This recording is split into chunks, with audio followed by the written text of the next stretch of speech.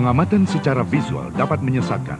Bila Anda meminta seorang bekas operator yang ahli untuk mengoperasikan motograder, ia akan melakukan jenis pekerjaan yang mungkin saudara anggap mudah, tetapi sebenarnya tidak demikian. Tanyakan kepada seorang operator yang memiliki pengalaman, ia akan mengatakan motograder adalah alat yang paling sulit dioperasikan.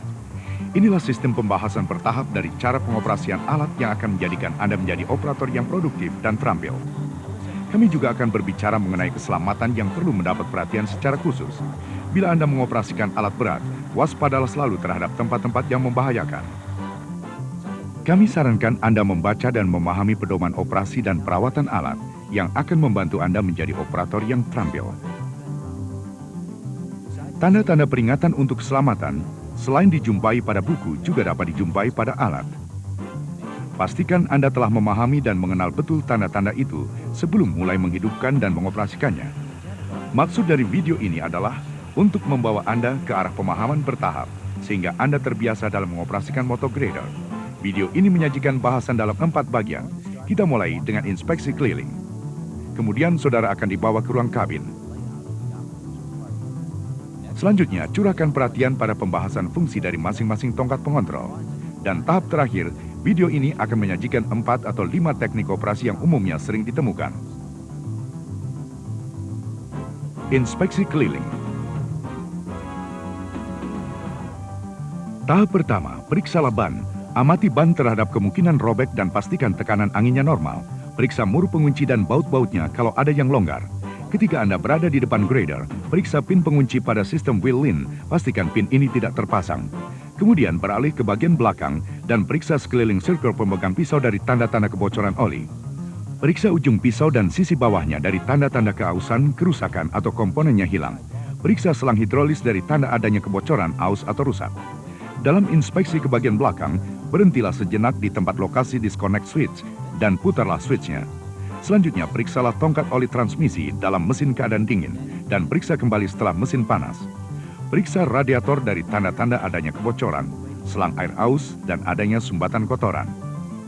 Juga amati tip ripper, laporkan jika adanya keausan, kendor, atau ada bagian yang hilang. Buanglah air kondensasi dari tangki udara. Tangki udara itu terbagi 2 bagian. Bila salah satu tangki kehilangan tekanan udaranya karena bocor, maka tangki lainnya masih dapat mengaktifkan salah satu rem utama. Setelah air kondensasi terbuang, lihatlah bagian bawah, terutama pada transmisi dan diferensialnya. Pastikan di tempat ini tidak ditemukan kebocoran. Sekarang naik dan periksalah mesin. Bila alat sedang menyelesaikan shift operasi, amati bagian mesin yang panas. Saat pemeriksaan radiator, amati bagian mesin dan periksa selang bahan bakar atau selang oli apakah ada yang bocor. Selanjutnya, periksa tinggi air radiator. Pastikan tinggi air ini berada di atas plat indikator. Periksa tinggi bahan bakar. Periksa pre-cleaner dan pastikan bebas kotoran. Buka keran tangki solar dan buang air kondensasi serta endapan kotorannya. Pastikan bahwa keran tersebut tertutup kembali. Periksa tabung indikator penyaring udara. Bila warna merah, berarti elemen filter perlu dibersihkan. Selanjutnya, periksa oli mesin. Pastikan tinggi oli pada tongkat di posisi cold. Tongkat pemeriksa oli memiliki 2 tanda berbeda. Satu sisi untuk memeriksa oli saat mesin belum hidup, dan satu sisi untuk memeriksa waktu mesin dalam keadaan panas. Kita kembali ke bawah. Periksalah tandem housing dari tanda-tanda adanya oli bocor, tanah menempel, atau kumpulan sampah. Amati selang udara bila ada tanda-tanda keausan atau rusak. Kemudian lihatlah tinggi minyak hidrolis dengan mengamati kaca petunjuknya. Periksa pin artikulasinya, pastikan bebas kotoran yang dapat mengganggu gerak artikulasi. Periksa juga pin pengunci frame artikulasinya. Pastikan bahwa pin tersebut tidak terpasang. Sebaiknya bila Anda melakukan perawatan, pin tersebut harus terpasang di tempatnya. Kami ingatkan pusat artikulasi merupakan daerah yang membahayakan. Biasakan bersikap waspada. Selidikilah setiap masalah dengan rinci dan teliti. Ruang kabin operator. Perhatikan tangga menuju ke ruang operator. Pastikan dalam keadaan bersih dan berkondisi baik. Saat Anda menuju atau meninggalkan ruang kabin, selalulah bertumpu pada 3 tumpuan. Sebelum Anda menghidupkan alat, ruang kabin harus dalam keadaan bersih dan rapi. Agar pandangan keluar cukup jelas, bersihkan kaca jendela dan kaca spion. Atur posisi kaca spion agar mendapatkan pandangan belakang yang optimal. Sekarang kita amati lokasi instrumen dan pengontrolnya. Yang ini adalah klakson. Switch pengontrol wiper dan air pembersihnya berada di sebelah kanan. Switch lampu, kunci kontak dan pengaktif gas either penghidup mesin berada di sebelah kanan operator. Di sini dijumpai juga switch penggerak pin pengunci center shift. Posisi pin pada center shift menentukan sejauh mana pisau grader dapat dikeluarkan dari posisi asalnya. Untuk berbagai aplikasi kita perlu merubah posisi pin. Kita akan membahas masalah ini pada akhir program. Lokasi sikring berada di dua tempat. Pertama di dalam kabin sebelah kanan atas operator. Kedua di luar di bawah kabin. Di sisi kiri bawah operator dijumpai pengontrol AC, pemanas dan kipas. Sekarang kita mulai dari konsol unit pengontrolnya, yaitu dengan penjelasan singkat mengenai ragam fungsi alat pengontrol. Di sebelah kanan bawah dijumpai pengunci diferensial. Bila pengunci ini dipasang akan terhindar dari ban slip dan membantu menambah daya traksi. Untuk menghindari aus ban berlebihan, kunci diferensial harus dilepas pada saat Anda membelok atau jalan. Kami ulangi, lepaskan kunci diferensial bila Anda membelok atau melakukan putaran atau berjalan. Di bagian atas konsol, terdapat tanda pedoman posisi artikulasi, yaitu tanda untuk mengetahui apakah alat dalam posisi lurus atau posisi artikulasi. Sekarang kita periksa pedal di lantai kabin. Pedal modulator transmisi berada di bagian kiri. Bila pedal ini ditekan, tenaga mesin ke ban terputus. Hal ini digunakan pada saat diperlukan gerak alat secara hati-hati dan lambat. Pedal rem utama berada di sisi kanan bawah konsol. Di sisi kanan pedal rem adalah pedal gas. Bila menghidupkan mesin, tekan pedal ini ke depan sampai melewati posisi detent. Dan tarik ke belakang sampai melewati posisi detent bila mematikan mesin.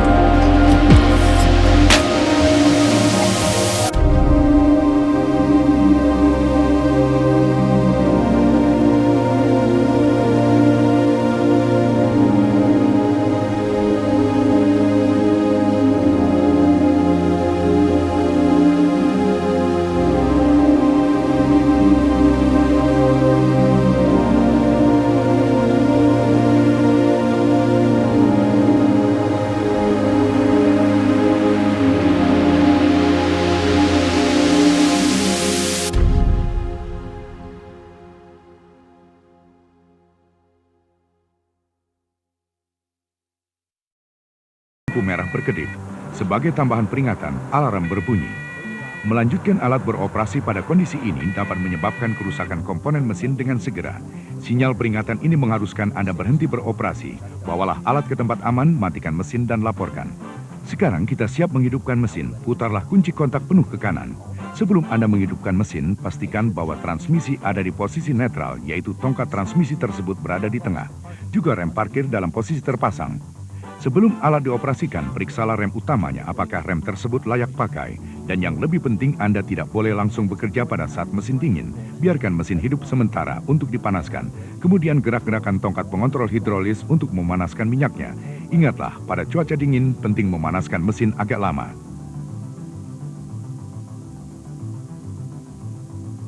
Pengontrol implement. Dalam memperkenalkan bagaimana bekerjanya alat-alat pengontrol ini pada Anda, ada 2 tahap pengenalan yang perlu Anda ikuti. Pertama, teliti dahulu lokasi pengontrol pada ruang kabin. Kemudian kami perlihatkan bagaimana gerak dan fungsinya. Ada 9 tuas pengontrol dengan fungsi berbeda yang perlu diamati. 10 bila alat saudara dilengkapi dengan reverse carry file. Pelajarilah pengontrol-pengontrol ini dengan tenang. Disarankan dapat mengulang memutar video ini dan mempelajarinya kembali. Semua informasi dapat dijumpai pula pada buku pedoman perawatan dan pengoperasian alat. Sebelum membahas implement ini, marilah kita bahas kembali mengenai posisi pin pengunci center shift, karena posisi pin menentukan gerak pisau atau moldboard motor grader. Langkah penting yang harus dilakukan pertama-tama adalah menurunkan pisau sampai permukaan tanah sebelum menyetel posisi pin. Untuk menyetel posisi pin, perhatian ditujukan ke arah sisi kanan konsol. Gerakan switch ke depan, pin akan keluar dari lubangnya dan center shift tidak terkunci. Posisi switch di tengah untuk menentukan lubang center shift yang diinginkan. Posisi switch ke arah semula akan mengunci pin ke posisi yang diinginkan. Dewasa ini, pin sering digerakkan antara posisi terkunci dan tidak terkunci, mengingat kebutuhan beberapa teknik operasi yang berbeda-beda. Kita sering mengoperasikan motor grader dalam posisi frame yang berbeda, posisi frame lurus, frame berartikulasi, dan posisi cramp. Berikut ini suatu gambaran operasi dengan 3 posisi tersebut. Frame lurus untuk aplikasi perataan atau grading, frame artikulasi untuk membelok tajam, dan posisi cramp untuk aplikasi penggusuran tanah dengan volume besar. Anda akan melihat kembali posisi-posisi ini saat kita memperagakan teknik operasi alat. Sekarang marilah kita bahas berbagai implement. Bila kita mengamati tuas-tuas pengontrol, 2 tuas berada paling luar mungkin yang paling sering kita gunakan. Tuas-tuas ini untuk menaikkan atau menurunkan pisau.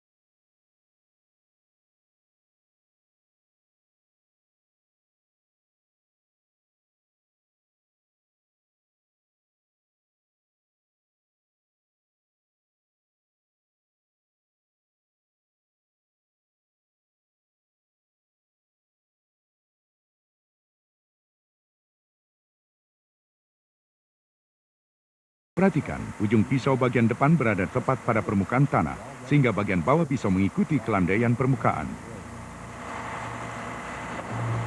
Pastikan pisau berada pada jalur gundukan tanah. Dengan demikian, tanah di sekitar ujung pisau dapat disebarkan. Teknik ini akan efektif untuk volume tanah biasa. Tetapi bagaimana menangani tanah bervolume besar? Caranya adalah, buatlah motor grader berartikulasi hingga ban belakang di luar gundukan tanah dan bergerak sejajar. Miringkan ban depan ke arah mana gundukan tanah akan disebar. Dengan dua cara ini dapat menghasilkan pekerjaan yang diharapkan.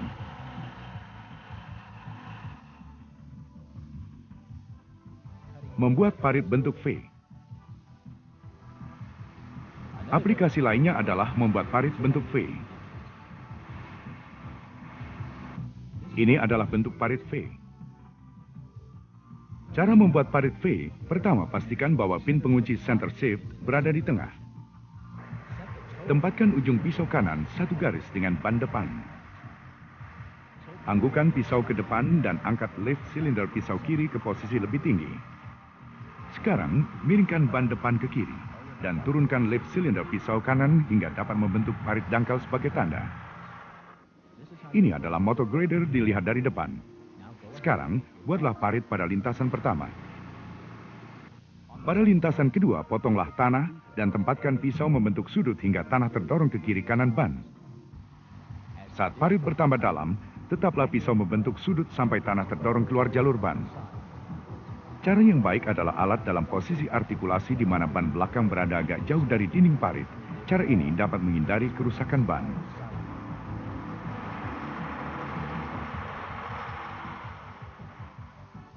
Meratakan parit. Sekarang, mulai meratakan pinggir parit. Pin pengunci tetap di tengah dan setel pisau sehingga dapat membawa tanah sampai berada di antara kiri kanan ban belakang. Mulailah dengan lintasan perataan. Pindahkan tanah keluar jalur ban dan mulai membentuk badan jalan. Bila perlu, Anda dapat memindah tanah hingga keluar badan jalan. Lintasan akhir ini dapat dilakukan dengan posisi crab seperti terlihat di sini.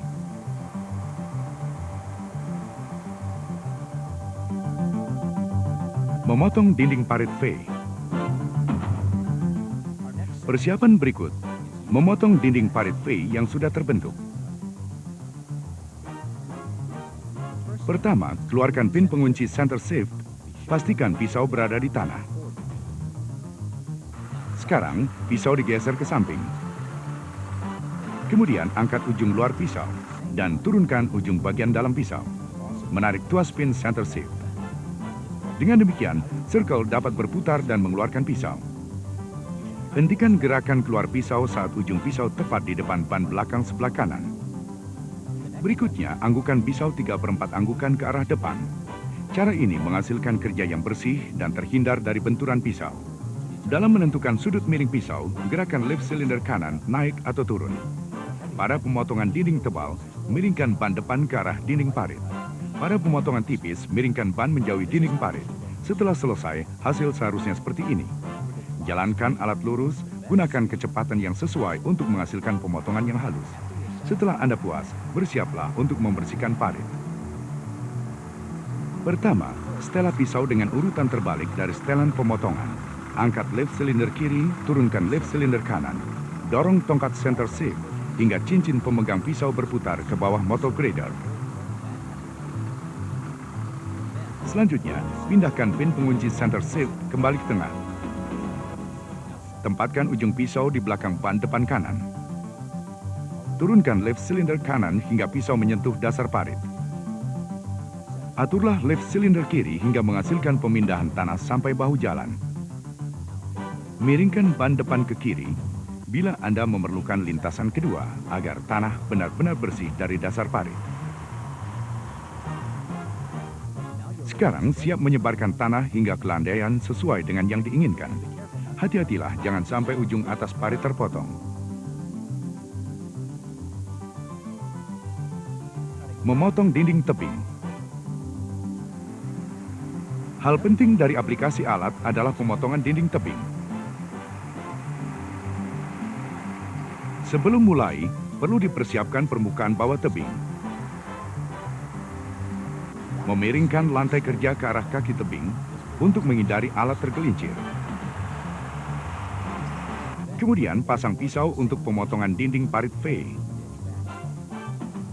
Seperti cara sebelumnya, Anda perlu memasang pin pengunci center shift. Geser pisau ke kanan, putar ujung pisau ke arah ban depan. Sekarang, angkat ujung pisau luar dan bersamaan dengan itu turunkan ujung pisau dalam sampai berada di depan ban belakang. Tahap berikut, anggukan pisau 3/4 anggukan. Cara ini akan menghasilkan lintasan kerja yang bersih dan halus. Begitu pisau di-setel pada sudut yang diinginkan, Anda dapat mengamati ketebalan pemotongan melalui posisi miringnya ban depan. Pemotongan tebal, miringkan ban ke arah tebing. Pemotongan tipis, miringkan ban menjauhi tebing.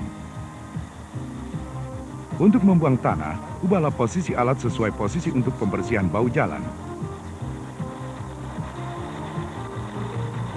Miringkan ujung pisau hingga mencapai dasar tebing. Dan setel agar pisau dapat mendorong tanah sampai permukaan yang rata. Dalam kegiatan operasi ini, sebaiknya ban depan dimiringkan ke kiri. Anda telah dapatkan apa yang dilakukan motograder. Kita lihat teknik aplikasi lainnya. Perataan areal miring. Aplikasi lain motograder sebagai berikut. Pastikan bahwa Anda benar-benar telah memahami pemakaian alat. Kadang-kadang pekerjaan ini dikatakan sebagai meratakan areal miring. Hal yang penting, jangan sekali-kali Anda membuat posisi motograder berartikulasi saat melakukan pendakian, karena hal ini bertentangan dengan keselamatan dan kebiasaan operasi. Aturlah kecepatan alat. Bila mungkin, bekerjalah dari atas bergerak ke arah bawah. Lintasan awal dimulai dengan posisi frame lurus. Lintasan selanjutnya juga dilakukan dengan posisi frame lurus atau posisi crab. Operasi dalam posisi crab pada areal miring dapat memberikan stabilitas operasi lebih baik dan jalur lebih lebar. Berdasarkan pengalaman, posisi crab terbaik adalah setengah artikulasi maksimum. Akhirnya, saat Anda menyelesaikan pemotongan, buanglah tanah keluar jalur ban, sehingga gundukan tanah dapat berfungsi sebagai penstabil alat.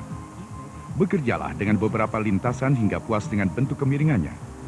Selanjutnya, pindahkan tanah ke tempat yang diinginkan. Melintasi parit. Pembahasan akhir, kami perkenalkan aplikasi berikut ini, yaitu bagaimana cara yang benar bila melintasi parit. Jangan menyeberangi parit dengan menjalankan alat seperti biasa, karena dapat merusak tie rod. Lebih baik memundurkan alat. Kemudian membelok dan selanjutnya maju keluar parit.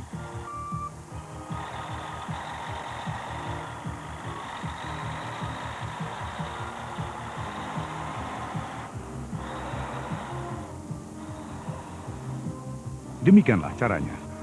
Anggaplah pekerjaan tersebut sebagai pekerjaan terakhir. Saatnya berhenti dan mematikan mesin. Pastikan bahwa pisau sudah diturunkan dan digeser sampai berada di bawah frame. Sebelum mematikan mesin, biarkan mesin hidup dengan putaran idle selama 5 menit.